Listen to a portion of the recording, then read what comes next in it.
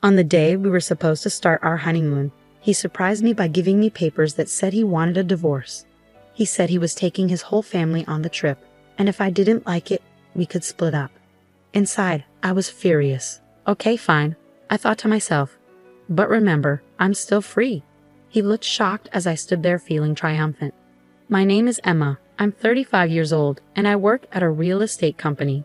I really enjoy my job and feel happy doing it. I'm lucky to have supportive colleagues, but in my personal life, I don't have any specific hobbies and I've never had a boyfriend. I felt a secret worry growing inside me. All my friends were getting married by the time they hit 30, one after the other. I was one of the few left who was still single. Plus, my younger colleagues were leaving our company one after another, and it hurt every time. Then, I met Brian through a friend's introduction.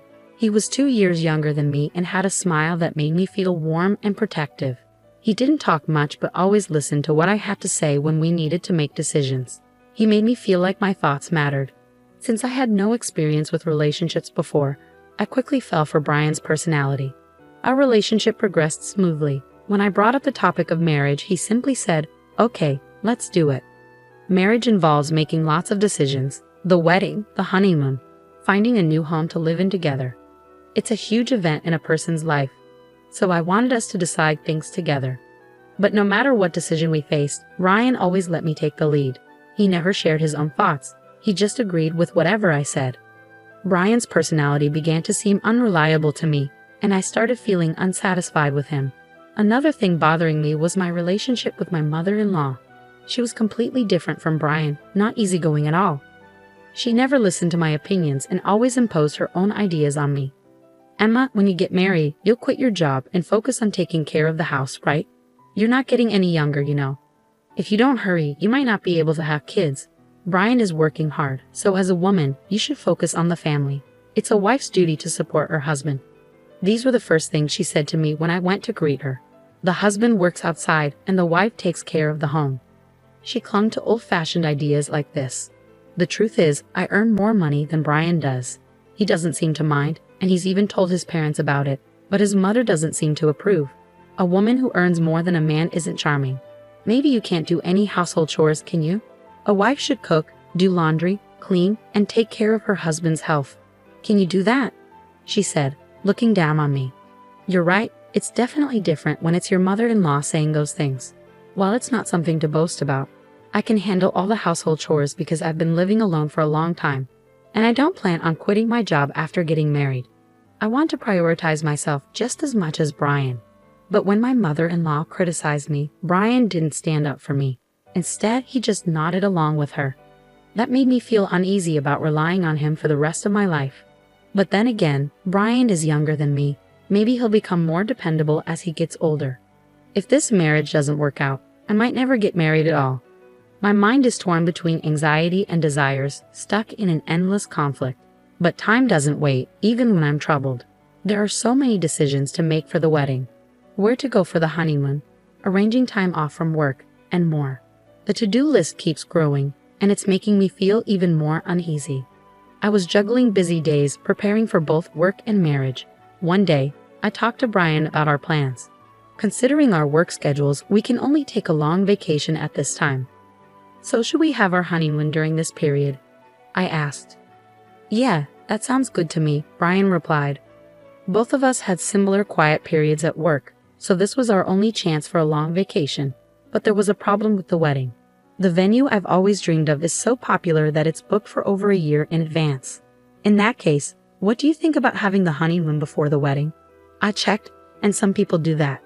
If we have the wedding first, it will be another 2 years before we can go on the trip. If you're okay with it, Emma, then I'm fine with it too, Brian said. I thought Brian wouldn't object, but he agreed so easily. It seemed like he was accepting all my opinions without any resistance. While I did want him to express his own thoughts a bit more, I figured it was better than facing opposition. So whenever I got the chance, I kept moving forward with the preparations for our honeymoon and wedding. In the end, we settled on going to Europe for our honeymoon. I debated until the last minute between Hawaii and Europe. Hawaii was close by, and I figured we could visit there another time. So I chose to explore Italy and France, enjoying the beautiful streets and delicious food. I also wanted to check out the stylish accessories and maybe buy some special tableware since it marked the start of our new life together. After considering various schedules and destinations, I finished all the paperwork about a month before the trip. By then, I was completely excited. It was going to be my first overseas adventure, and I couldn't help but feel thrilled. My mind was consumed with thoughts about Europe, from buying travel essentials to planning our activities there.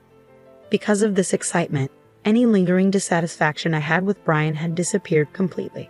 Just 1 week before our honeymoon, Brian suddenly brought up a conversation. I was puzzled by Brian's unusual request.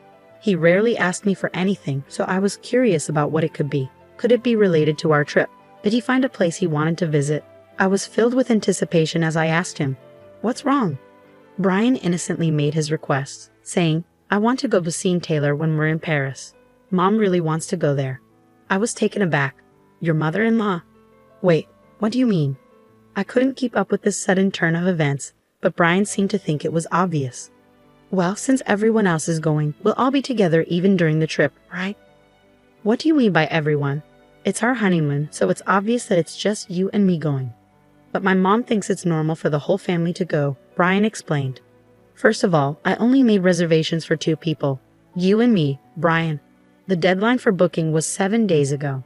Today is the last day to register. Whether we go together or not, I only booked for 2 people, so it was impossible for the whole family to join. If you ask the travel agency, they might be able to sort something out," Brian suggested. I was stunned by Brian's statement when suddenly, the intercom in the house rang. On the screen, I saw my in-laws. Without any regard for my surprise, they entered the house with a load of bags. Ignoring my objections, my mother-in-law's eyes sparkled as she declared, "I thought I'd leave the luggage here since we're leaving soon. I'm so excited." Brian chimed in, "Just leave the luggage here," and began leading them into the room without asking for my consent. "Wait a minute." I tried to stop him urgently, but my mother-in-law shot me a sharp look. "What's the matter, Emma? I hope you're not suddenly saying you don't want to go together now." "I never agreed to go together in the first place," I retorted, but my mother-in-law paid no attention. "You heard it, she just said no, didn't you?" "But Brian always thought we would go together with you, right?" she asked, trying to flatter Brian. Brian simply replied, "Yeah," affirming her statement. Seizing on his agreement, my mother-in-law began to dismiss me. "It's normal for the husband's parents to go on the honeymoon. Don't you have common sense? I hope you won't ruin the trip with any unpleasant experiences since it's a special honeymoon. We want to make good memories, right? I'll make sure to teach you some common sense during this week before we leave. It's supposed to be a special honeymoon after all." I felt like everything was falling apart. My blood was boiling with frustration. "Mother-in-law, this is a honeymoon, you know. Normally, it's just supposed to be the husband and wife," I insisted desperately. If I listened to my mother-in-law's demands now, it would set a bad precedent for the future. I wanted to avoid that at all costs. However, my mother-in-law stubbornly refused to back down. Not only that, but she began to dismiss my concerns altogether. "The husband's parents going on the honeymoon together is just common sense. I can't believe you don't want to be with us. I thought we were becoming a family, but it seems our ideas of common sense are different. You don't seem to like me, and nothing seems to match." "How sad," she said, lowering her eyebrows in a fake manner. Her words, "how sad," seemed to have a hidden smirk behind them. I was convinced she was deliberately trying to trap me. That's how sure I was. Even Brian, without questioning, started blaming me based on my mother-in-law's words. "Emma, what's wrong with you? They're my parents. It's okay for us to go on the honeymoon together, right?" "It's not possible. We've already booked reservations for 2 people. Plus, I've never heard of families joining a honeymoon trip," I declared. Brian shouted angrily, as if looking for a fight.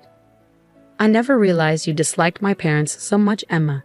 That's enough, just leave for today," Brian said, looking at me as if he couldn't believe what he was seeing. As he spoke, a wicked smile spread across my mother-in-law's face. Why does he always take his mother's side without even considering his spouse's opinion, especially at a time like this? I wished he would support my views. Before I could react to his words, I found myself pushed out to the entrance. Just before the door closed, I caught a glimpse of my mother-in-law's smug expression. Left outside, I felt powerless. Why am I being portrayed as the bad guy? Why does everything, even this special trip, have to be ruined? Frustration and sadness consumed me, and tears began to flow. A few hours later, I received a message from Brian. I want you to see if it's still possible for them to join the tour. If not, we'll cancel this trip and find a tour where all four of us can go. Please think rationally. If you reconsider, we can sort it out properly. I don't believe I'm in the wrong. It seems like there's no reason for you to apologize or respond. Brian hasn't contacted you since his last message, and it's likely he's upset too. Time passed, and the day of your honeymoon departure finally arrived. Despite feeling unable to enjoy it in your current state, you had spent a month preparing for this trip, so you couldn't refuse. As you were getting ready to leave, the intercom rang, and it was Brian coming to pick you up. You hadn't seen each other since the incident, so you didn't know how to act around him. His arrival indicated that he still intended to go on the trip, but strangely, he didn't have any luggage with him. Instead, he handed you divorce papers. After hurting my parents, you still planned to go on this trip, didn't you? He accused. I'm taking my whole family on this honeymoon. If you don't like it, let's get a divorce. My mom said it would be better that way, he added, thrusting the papers in front of you. In that moment, you finally saw his true colors. You had thought he would listen to you and prioritize your feelings, that he was a kind person. But it turned out he didn't have his own opinions, and he put his family before you. That's who Brian truly is. As I came to that realization, my feelings for him began to cool down. Even if I were to marry him, I couldn't see myself overcoming the challenges that lay ahead and becoming a family with his mother-in-law. It just seemed impossible. Determined, I pointed at the divorce papers in front of me and said, "Sure, but remember, I'm still single, you know." "Huh?" Brian exclaimed, clearly surprised by my words. "Single? What do you mean? Weren't you listening? We talked about going on the honeymoon but delaying the registration until the day of the ceremony. I made sure to get your permission, Brian. You didn't forget, did you? The marriage certificate is still in the drawer, and you even said, 'If you are fine with it, Emma, then I'm fine too.' That's right, divorce or not, we're not even married yet. There's no problem with going on the honeymoon with my maiden name." Maybe you remembered my words. Brian's expression suddenly changed, but then he turned red and raised his voice in frustration. "Are you out of your mind to give up on marriage just because of a honeymoon? Get a grip." I responded, matching Brian's intensity with my own strong voice. "This is the result of me being rational. I've been so desperate to get married that I couldn't see reality clearly. I don't think I can be happy marrying someone who doesn't listen to their future spouse's opinions and doesn't support them. I'd rather stay single for life. Thanks for making me realize that. Haste makes waste." I keenly felt that this saying was true. "Hey Emma, let's calm down and start over from scratch, okay?" He looked like he was about to cry. His pleading voice trembled. "But I won't be fooled anymore. I will break free from this guy." Without realizing it, I found myself shouting loudly at Brian. "If you're so desperate for a family trip, why don't you go with your family of 3? But in return, you'll have to plan everything from the tour reservations to the itinerary all by yourself. After always relying on others, it's about time you experience the difficulty yourself. If you think you can handle it, go ahead, you indecisive man." I pulled out the marriage certificate from the drawer and tore it to shreds in front of Brian. His mouth hung open in shock at the sudden turn of events. Overwhelmed by my determination, Brian was completely taken aback. "Do you understand how serious I am now? I refuse to have a future that's dark. It's over between us. Why don't you go back to your beloved mommy and cry to her, you mama's boy?" Leaving a stunned Brian behind, I slammed the front door shut.